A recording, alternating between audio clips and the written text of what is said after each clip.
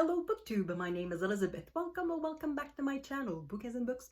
In this video, I want to talk about a book and a TV series. Yes. No, I am not turning into a TV critic. I'm not good enough for that. I'm just going to give you my impressions of the TV series and compare it with the book that it is based on. So the TV series is Apple Cider Vinegar.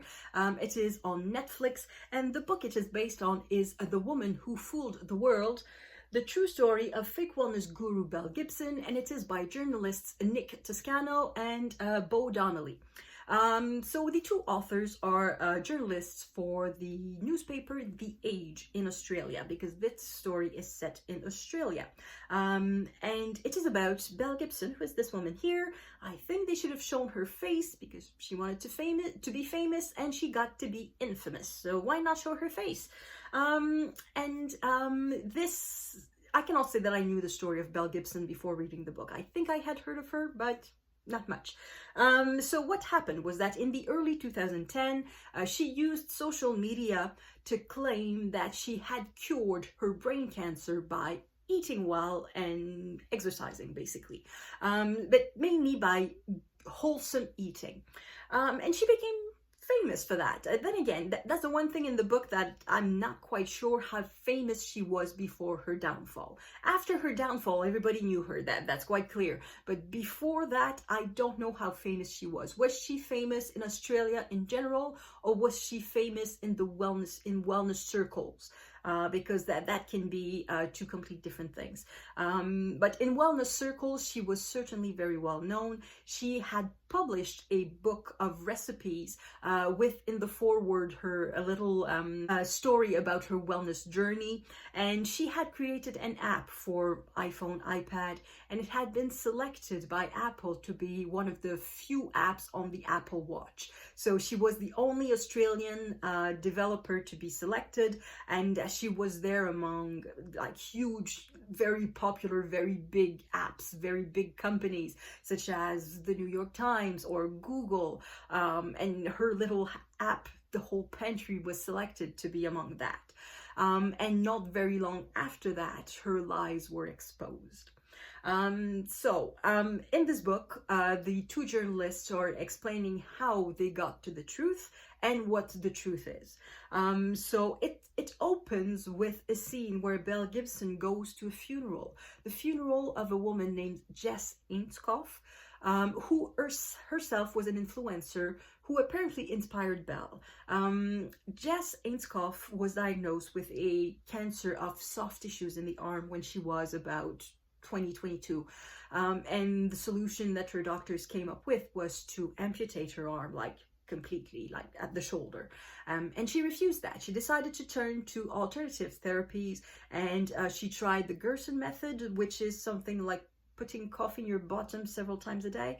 I don't know how it's supposed to cure yourself, but apparently, anyway, and eating well and meditation and positive attitude and all of that. And because it was a slow progressing cancer, at first she seemed to be successful in the sense that she was feeling better. However, as I said, the book opens with her funeral. So the cancer continued to progress and she died of it. So at this funeral, Belle Gibson is crying and making a show. And nobody really knows how to react because nobody really knows her. So her presence there is a hypocrisy for two reasons. The first one is that she doesn't really know Jess Ainscough. She has no reason to cry like that, to say that she's losing her best friend and losing somebody she always admired and all of that. It's simply not true. They have met a couple of times at social media events, but not much more than that. And the other reason was that at that moment, she had received an email by the two journalists with a whole list of questions about her charity donations and about her health. And she knew that her lies were about to be exposed. So basically she was crying on herself. So that's the opening of the book. And then it continues with the journalists are explaining how they got they became aware of the story, and they tell what they have learned, so in much more detail than what they could possibly write in a few newspaper articles.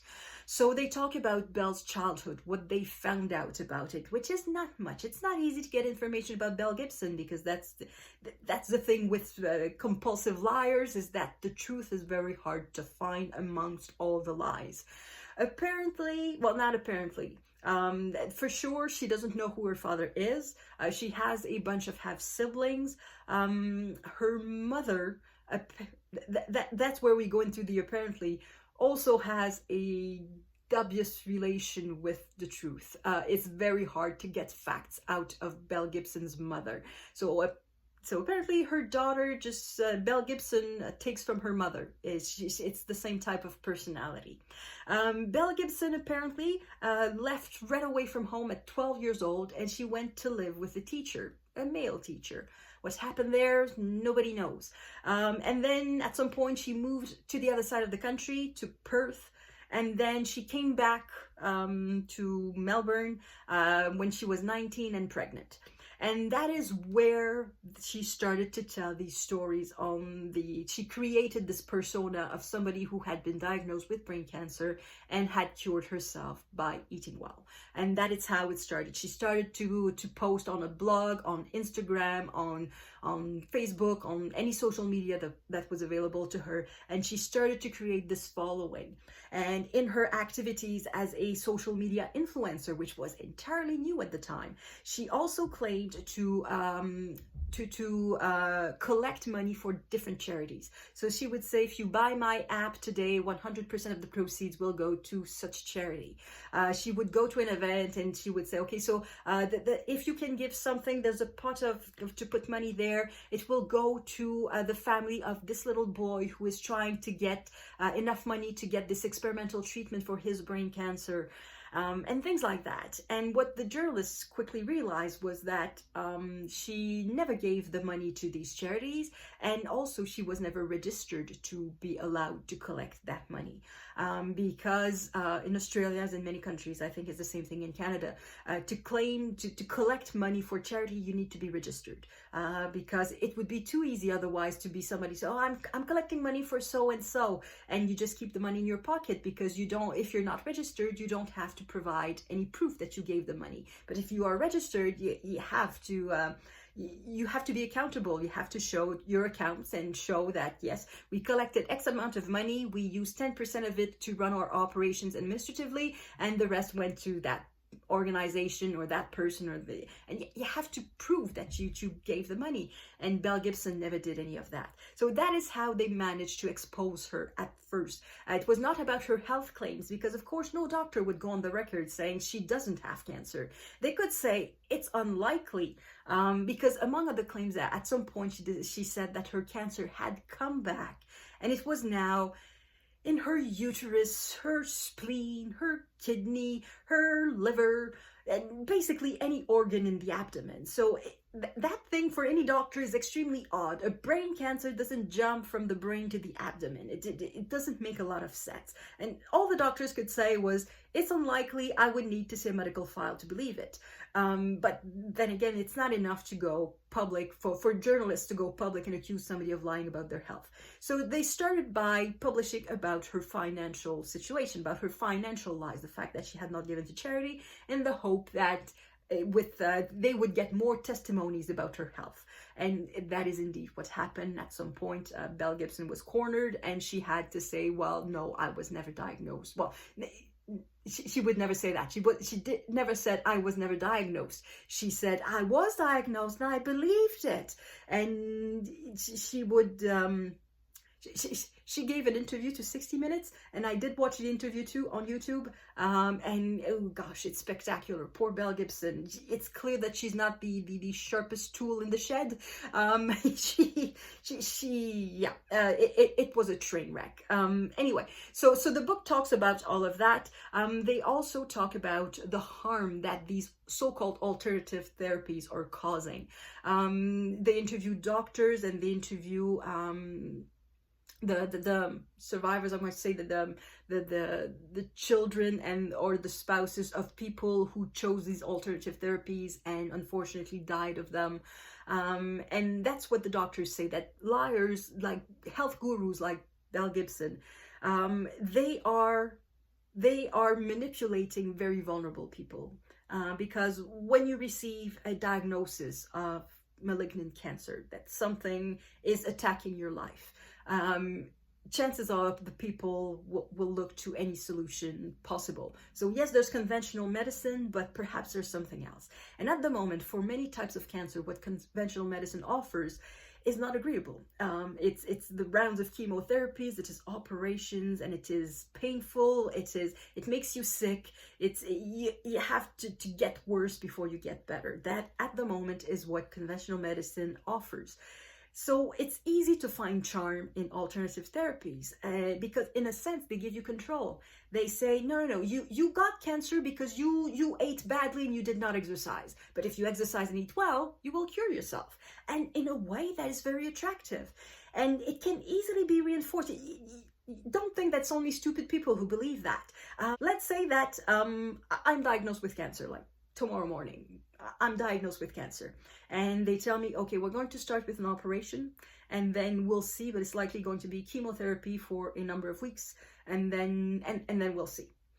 Okay, and then the operation is scheduled for 3 weeks time, and I'm thinking, okay, yeah, I have cancer, it's awful, I have to do something, and I'm going to have an operation in 3 weeks, and I'm thinking, I'm overweight, I don't eat well, I eat too much, and what I eat has too much salt and too much sugar. So to give me more chances for the operation, I'm going to eat better for the next 3 weeks, and I'm going to exercise, and I'm just going to put all the chances on my side. And for these 3 weeks, I eat well and I exercise. Within a week, 2 at most, I will feel better. I will feel better because at the moment, as I said, I don't exercise and I don't eat well. So if I change these 2 things, I will feel healthier. And it's not complicated. It's not a big jump to say, well, if I'm feeling better, I am beating the cancer. I don't need the operation. I don't need the chemotherapy. It's not such a big jump. So that's why the doctors are angry at people like Belle, because they give hope to people and they manipulate people when in fact they are harming these people. Because if I decide to eat well and exercise, the benefits that I have is a reduction of, I don't know, I'm feeling better not because I'm beating cancer. I'm feeling better because perhaps I'm losing weight because I don't have as much salt and sugar in my body. My heart feels a bit better. It has nothing to do with the cancer, but it's easy to associate both. And so the doctors are very wary of people like Belle Gibson, and not necessarily to the point of Belle Gibson, but just articles that are saying, this food is bad for you, this food is fantastic for you. There's no such thing as a superfood. There's a chapter that is named that. There's no such thing as a superfood.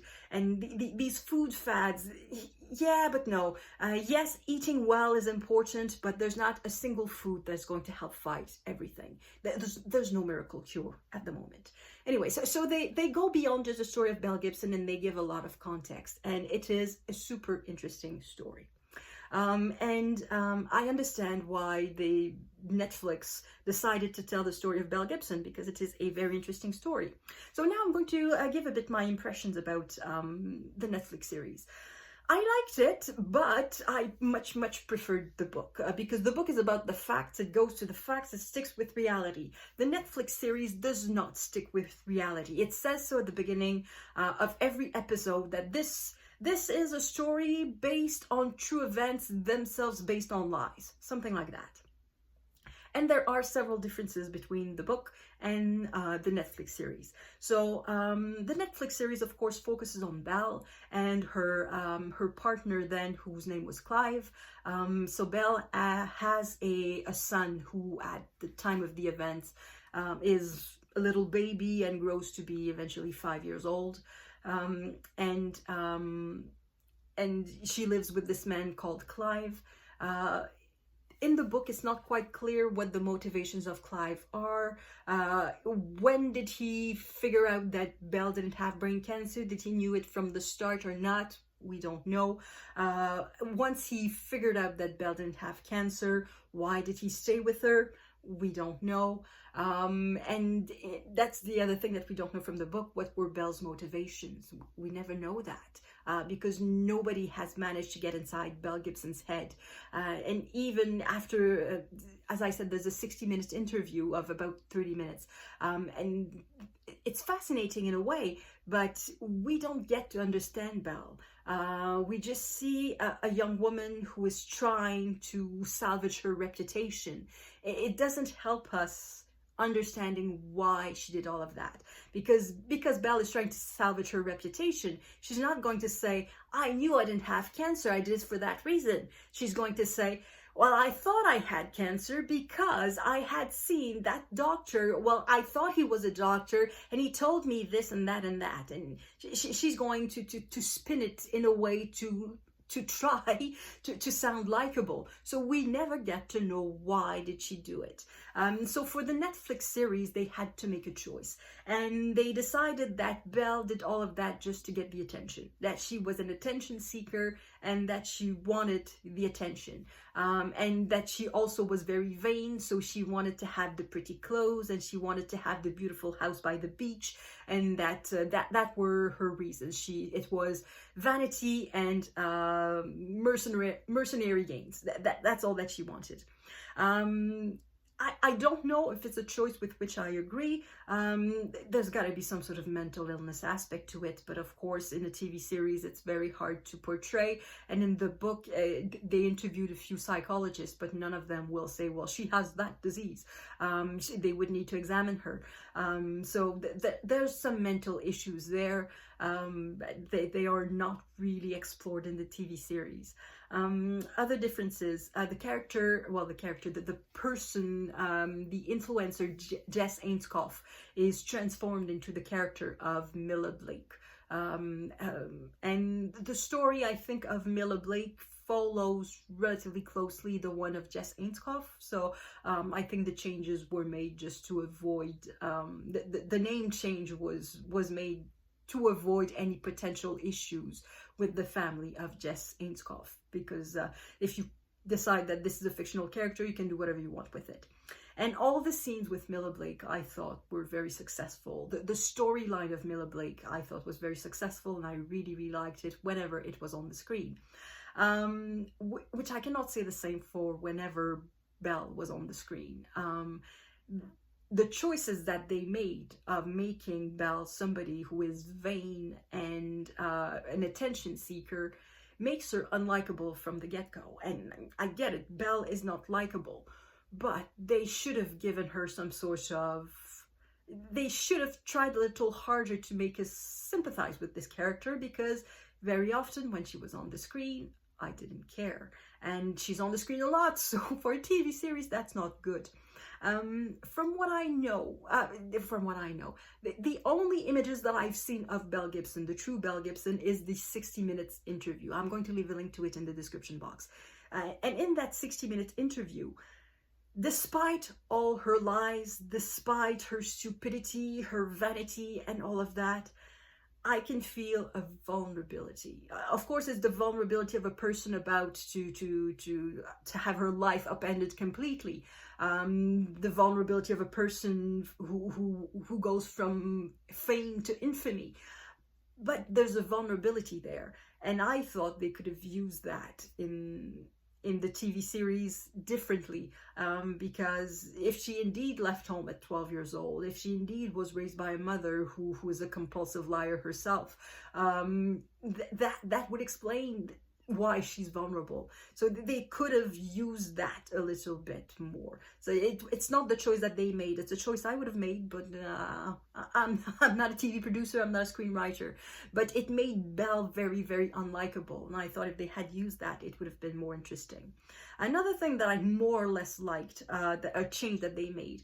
In the book, they talk about into they tell the stories of a few women who also suffered from cancer and how they were influenced by Belle and the consequences that people like Belle have on people suffering from cancer.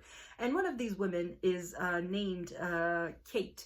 So in the book here, her name is Kate, and she manages a cafe not very far from where Belle lives, and Belle is a customer of that cafe. And Kate was diagnosed with breast cancer. And at first, well, she went through all the chemotherapy and the operations and all of that. And at some point, she wanted to give up. She wanted to go the healthy eating way because she could see Belle Gibson doing so great, and she wanted to follow that route.